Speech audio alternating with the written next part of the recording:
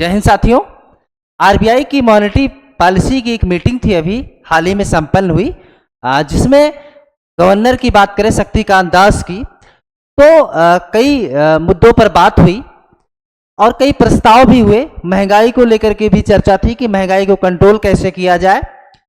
भारत की बात की जाए तो खाद्यान्न वस्तुएं जितनी हैं, आप जान रहे हैं कि इस समय महंगाई बढ़ती जा रही है, इस पर भी चर्चा हुई। लेकिन एक और प्रस्ताव आया, खास करके जो यूजर यूपीआई का भुगतान करते हैं, यूपीआई की अगर बात की जाए तो यूपीआई के द्वारा किसी भी बैंक अकाउंट में आदान प्रदान के लिए लोग यूपीआई का यूज करते हैं। अगर भारत की बात करें तो लगभग 35 से 40 करोड़ यूजर हैं इस समय यूपीआई के। तो इनके लिए एक खबर बहुत ही अच्छी निकल करके आई है। इससे क्या फायदा होने वाला है, हम इसकी बात करेंगे इस वीडियो में। तो सबसे पहले जितने भी साथी जुड़ रहे हैं सभी को मैं जयेश पांडे बहुत बहुत स्वागत करता हूं सभी साथियों का। आइए शुरुआत करते हैं। तो बात की जाए अगर आरबीआई की, तो जैसा कि हमने आपको बताया कि एक बड़ा ऐलान है आरबीआई के द्वारा। आरबीआई के द्वारा महंगाई को लेकर के भी बातचीत की गई मीटिंग में, जो मॉनेटरी पॉलिसी की मीटिंग थी। तो महंगाई को लेकर के अगर बात की जाए रेपो रेट की, सबसे पहले तो हम आपको बताना चाहते हैं कि अगर रेपो रेट की बात की जाए तो रेपो रेट की बात की जाए, काफी ज्यादा चर्चा थी इस रेपो रेट को लेकर के। तो रेपो रेट अभी वही है जो पहले था, वही है, यानी कि 6.5% रेपो रेट अभी भी वही है। अभी ये रेपो रेट से क्या होता है, जैसे रेपो रेट है तो इससे ये फायदा होता है कि अगर रेपो रेट ज्यादा होगा, यानी कि रेपो रेट की बात करें तो जितने भी बैंक है, ये कौन निर्णय लेता है, आरबीआई। अगर आरबीआई की बात करें यानी रिजर्व बैंक ऑफ इंडिया की बात करें तो reserve bank of India repo rate निर्धारित करता है। रेपो रेट की बात की जाए तो जिस ब्याज दर पे बैंकों को ऋण देता है, यानी कि उधार देता है, जब आरबीआई बैंकों की बात की जाए, एसबीआई हो, पीओबी हो, यानी कि जितने बैंक हैं, इन बैंकों को आरबीआई जब ऋण देती है यानी उधार देती है तो जाहिर सी बात है कुछ ना कुछ पैसा लेगा, कुछ ना कुछ ऋण लेगा, ब्याज लेगा। तो जो ब्याज लेती है आरबीआई उसे क्या कहते हैं, रेपो रेट। अब अगर रेपो रेट बढ़ जाएगा, ध्यान दीजिएगा, अगर रेपो रेट ज्यादा हो जाएगा, तो अगर रेपो रेट ज्यादा होगा तो ये जो बैंक वाले हैं ब्याज कम लेंगे। क्यों? क्योंकि ग्राहक जाएंगे बैंक के पास, यानी कि उपभोक्ता जाएंगे बैंक के पास, जब उनको अधिक ब्याज दर देना पड़ेगा।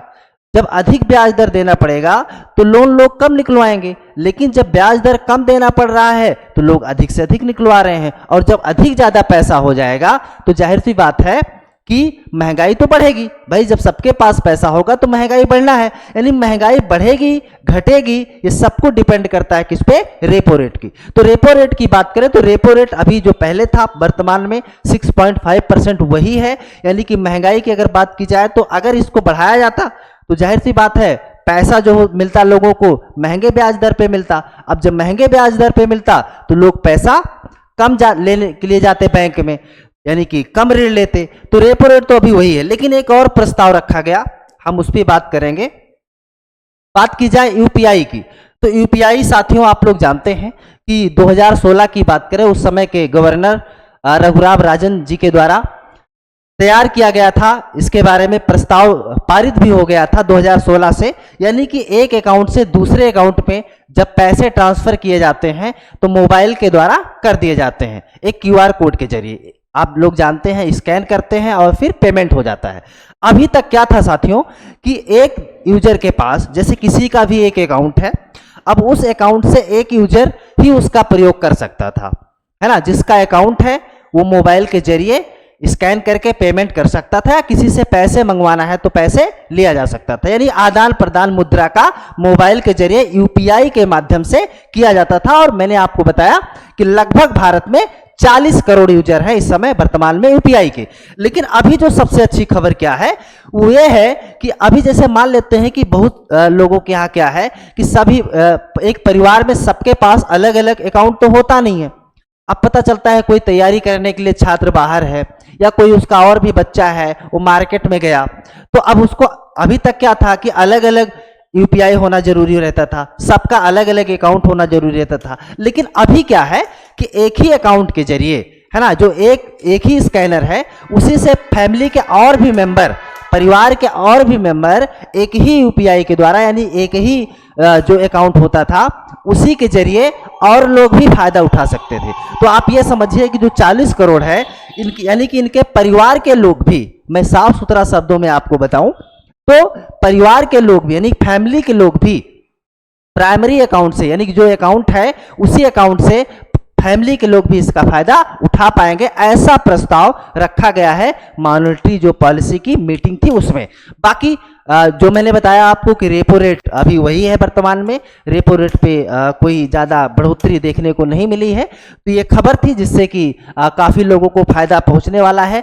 जो जहां पे फैमिली के हर मेंबर को अलग अलग अकाउंट बनाना पड़ता था, अब उससे राहत मिलने वाली है, यानी एक ही अकाउंट से सभी लोगों का फायदा होने वाला है साथियों। तो बस ये छोटा सा वीडियो था जिसमें हमने आपके साथ ये जानकारी साझा किया। कैसे लगी हमें आप अपनी राय जरूर दें, कमेंट करके बताएं। और चैनल पे नए हैं साथियों तो चैनल को जो है सब्सक्राइब जरूर कर लीजिएगा ताकि ऐसे ही वीडियो आपके पास मिलती रहे हमेशा। तो ठीक है साथियों, मिलेंगे अगले वीडियो में, तब तक के लिए आप सभी को बहुत बहुत धन्यवाद।